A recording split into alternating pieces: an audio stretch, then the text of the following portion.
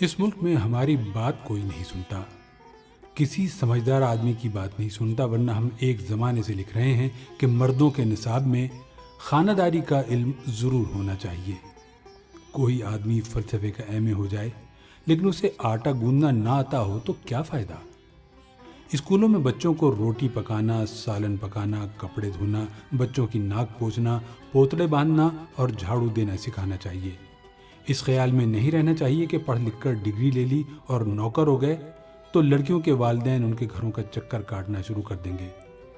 اب جو لڑکیاں خود نوکری کرنے لگی ہیں اور حقوق نسواں کا کما حق و ادراک انہیں ہو گیا ہے، تو جب لڑکی کی ماں لڑکا دیکھنے آیا کرے گی تو لڑکے کے والدین یہ اہتمام کیا کریں گے کہ اسے باورچی خانے میں بھیج دیں۔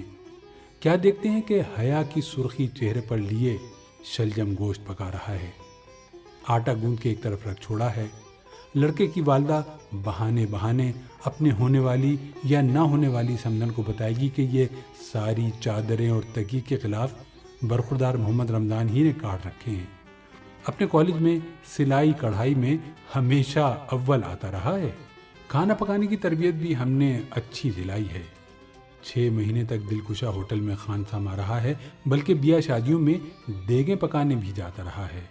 ادھر سمدھن اپنی بیٹی کے گن گائیں گی کہ بہت خلیق اور ہنسمکھ ہے، ریڈیو پر شوقیہ گاتی ہے، اپنی صحت کا بہت خیال رکھتی ہیں، اسی لیے سہیلیوں کو لے کر اکثر باغوں کی سیر کرتی رہتی ہیں۔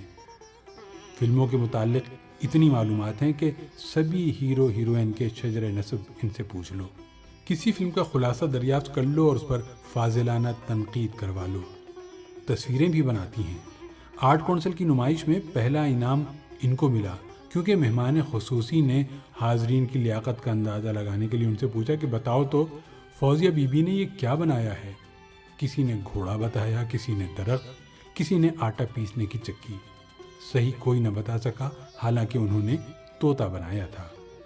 ٹکٹ جمع کرنے اور قلمی دوستی کا شوق ہے۔ ہم نے ان کو چولہے چوکی کے قریب جانے نہیں دیا تاکہ دھوئیں سے ان کی غزالی آنکھیں خراب نہ ہوں۔ نہ کپڑے دھونے پر لگایا کیونکہ صابن سے ہاتھوں کی جلد کھردری ہو جاتی ہے۔ ان کے ابا بھی پرانی وضع کے ہیں، ان امور میں عورتوں کا عمل دخل پسند نہیں کرتے، اس لیے گھریلو قسم کا سگھڑ لڑکا چاہتے ہیں۔